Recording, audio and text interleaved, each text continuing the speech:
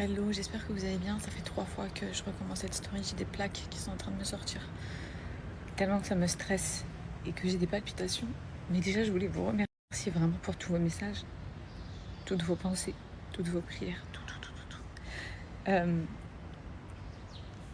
Ça a été quelque chose de terrible, de traumatisant. Pélican. J'ai repris un peu mes esprits. Donc, je vous disais,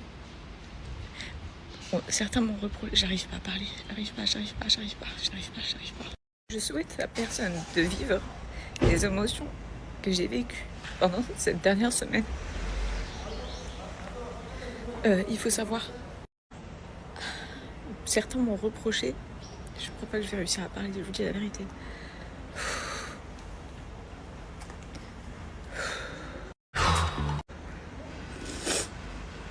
Certains m'ont reproché d'avoir pris mon téléphone.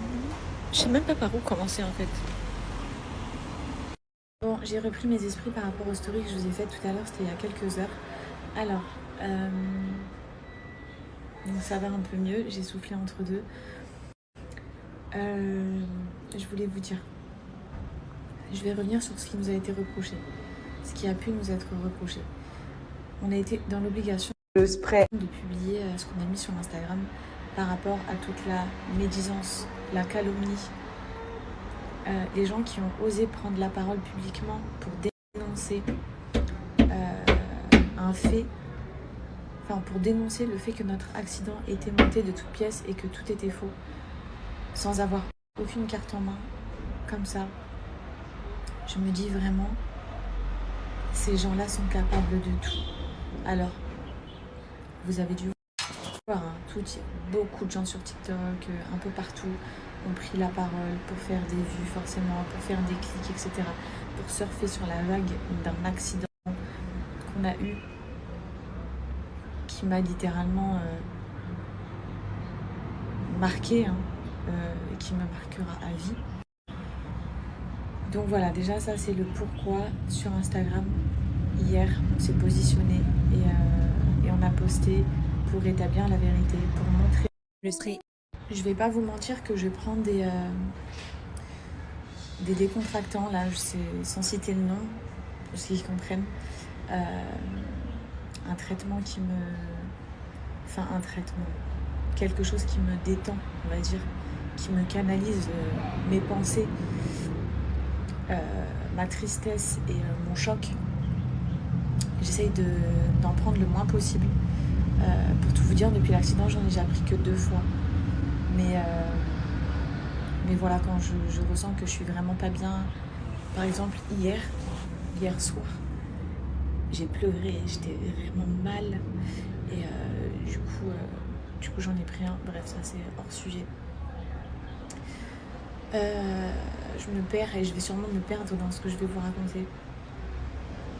Un deuxième fait qui m'a été reproché, c'est le fait d'avoir posté comme quoi je demandais des prières pour mon mari. Alors, je revois ce moment qui me hante de malade. Donc, je me serais jamais permise, jamais au grand jamais, de poster un message dans ce genre de situation. Mais ce qui s'est passé, c'est que on a reçu le diagnostic. Et là, le médecin, il est venu me voir et il m'a expliqué les termes. Il m'a dit les termes, il m'a dit ce que Anas risquait. En fait, d'être forte devant. Je vais pas vous mentir que je prends des décontractants, là, sans citer le nom. Parce qu'en fait, à ce moment-là, je me souviens que je regardais mon mari et je me concentrais de ouf pour essayer d'être forte devant lui. Pour vraiment essayer qu'il ne voit pas ma peur et ma crainte en moi qui était à son maximum. Et là, on me sort les papiers. Bref, du coup, je dois signer parce que c'est une urgence. On ne peut pas quitter le pays. Il ne peut pas prendre un avion. Il ne peut pas être rapatrié parce que c'est trop risqué. Et je me dis que dans ce moment-là, je me dis que c'est peut-être la dernière fois que je vais voir mon mari. tout s'écroule. Et de là, il me dit... Pélican. Attendez, je me calme. Et de là, j'ai le cœur qui bat trop vite. Et de là, il me regarde au moment où ils mettent sur le brancard pour partir au bloc. Et il me dit, poste un message, s'il te plaît, poste un message et demande tes prières, demande tes prières. Et du coup, je me dis, il y a nos familles qui sont au courant, mais ils sont au courant seulement quand il y a eu un accident. Ils sont pas au courant du diagnostic qu'on doit avoir. Et là, mon mari est en deux secondes. Il part se faire opérer. Et je dois prendre des décisions de ouf. Et j'ai l'impression qu'il y a tout sur mes épaules. Et c'est horrible. C'est horrible. Et puis, faut que je me calme. Et attendez, j'essaie de reprendre mes esprits. Et donc je poste ce fameux message sur les réseaux sociaux.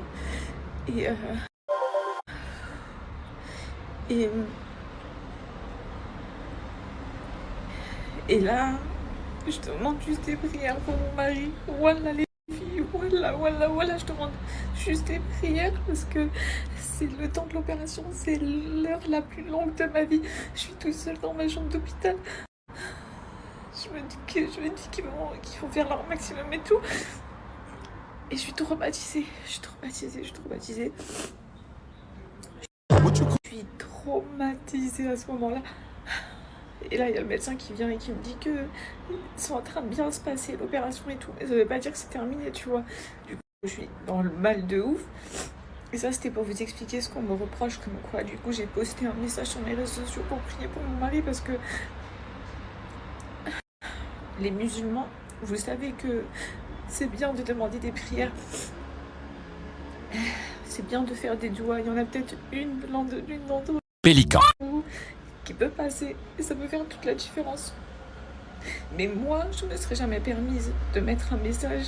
Depuis le début, quand on a vu l'accident, je n'avais jamais parlé sur les réseaux sociaux, je comptais m'éteindre. Mais là, ton mari te demande ça juste avant de partir au bloc, tu vois toute ta vie défiler.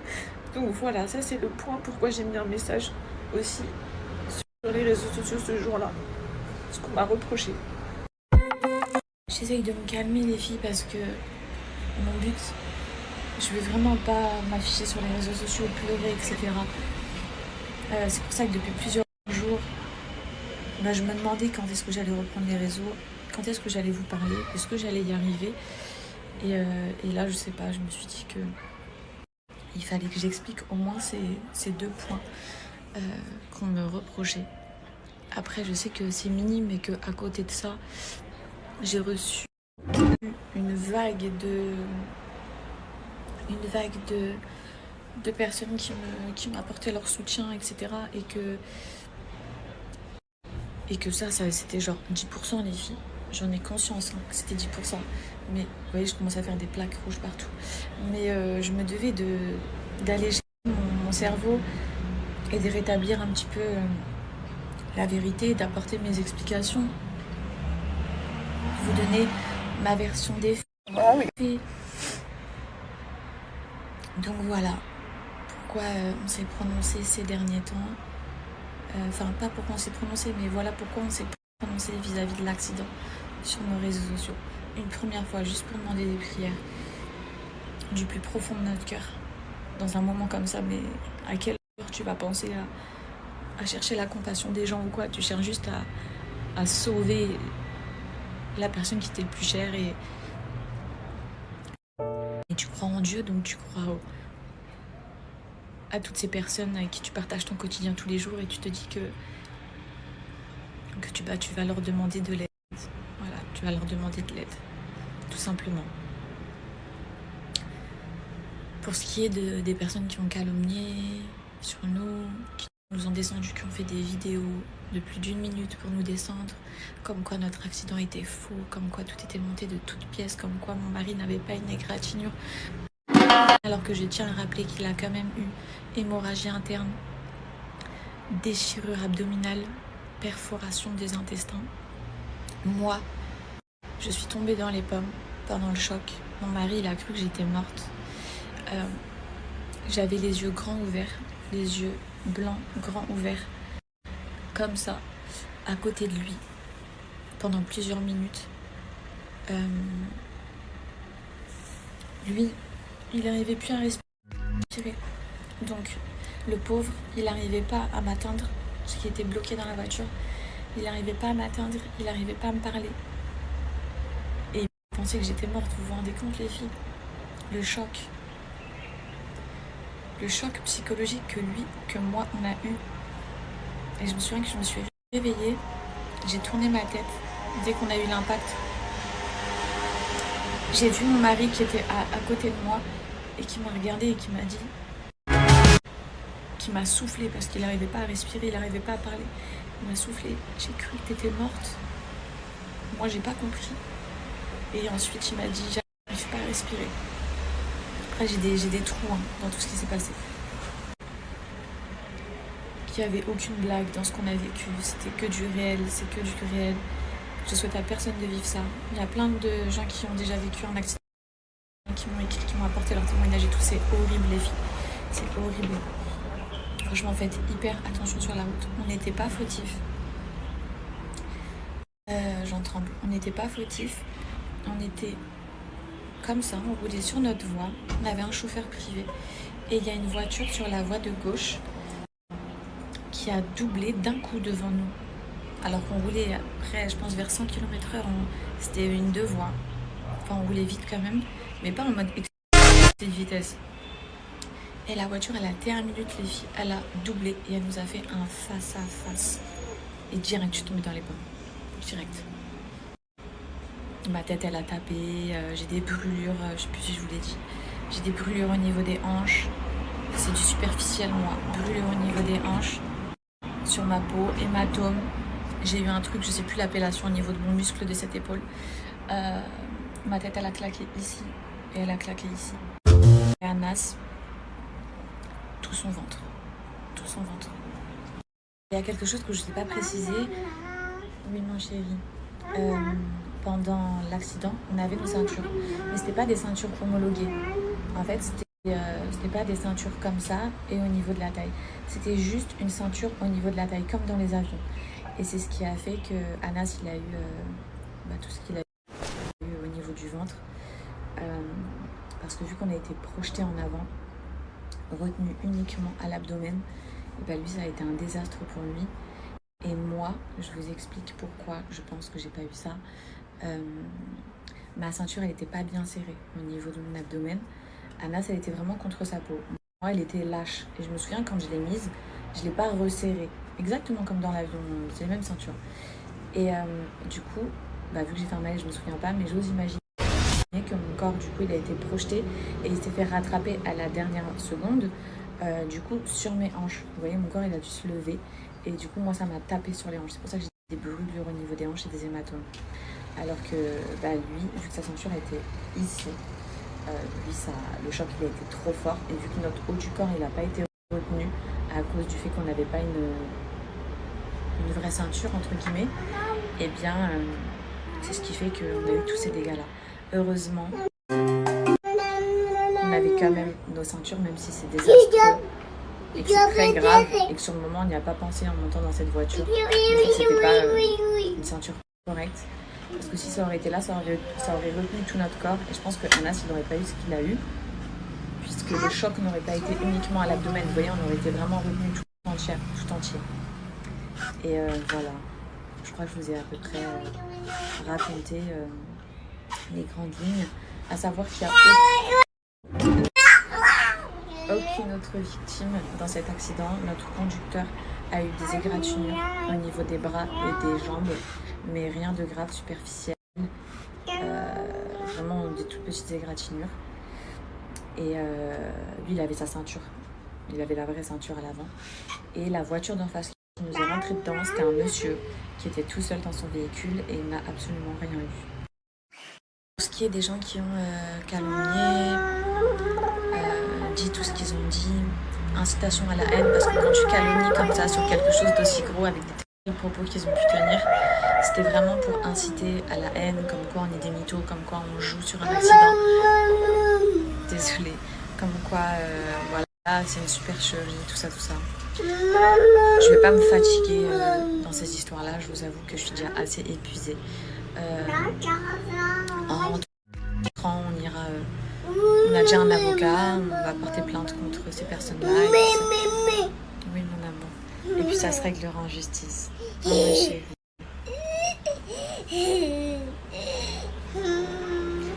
La chose positive de cette histoire, déjà, c'est que Dieu est grand.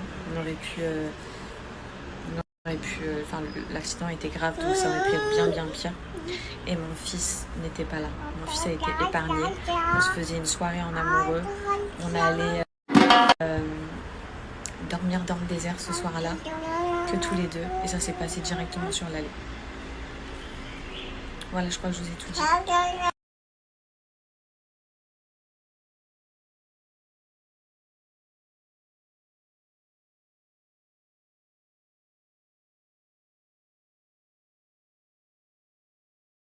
Well, we got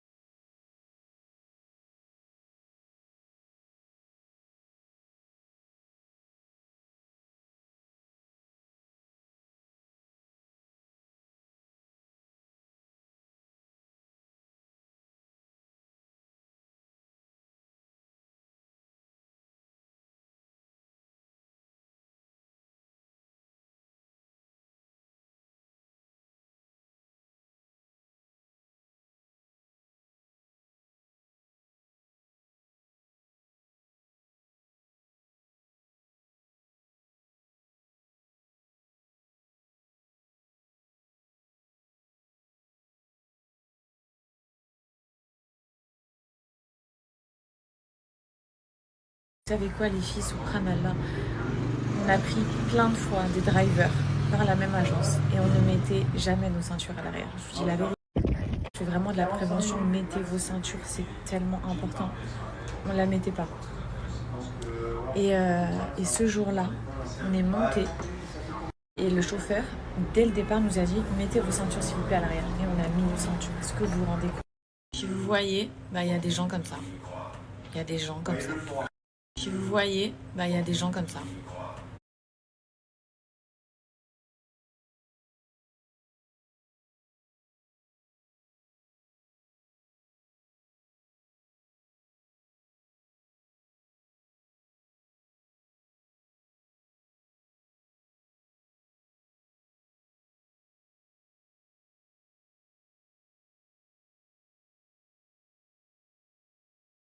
Il y a des gens. Donc pour ce genre de personnes, avoir vécu une hémorragie interne va te renseigner pour comprendre l'ampleur des dégâts que ça peut faire, que ça peut causer. Plus une perforation des intestins. Le gaz qui sort des intestins peut détruire tous les organes et infecter tous les organes qu'il y a autour. Je crois que tu n'as pas conscience. Mais bref, c'est sûrement dû à ton manque de connaissances. Je t'en veux pas.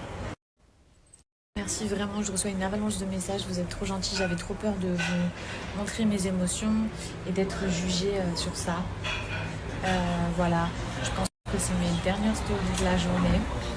On est toujours donc à Marrakech. Pourquoi on n'est pas rentré? On est sorti à 2 jours de l'hôpital parce que c'était trop risqué de prendre l'avion. On ne pouvait pas prendre l'avion directement. Et voilà, il y en a encore des choses à faire. Commissariat, avocat, tout ça. Et j'espère, Inch'Allah, qu'on va bientôt rentrer.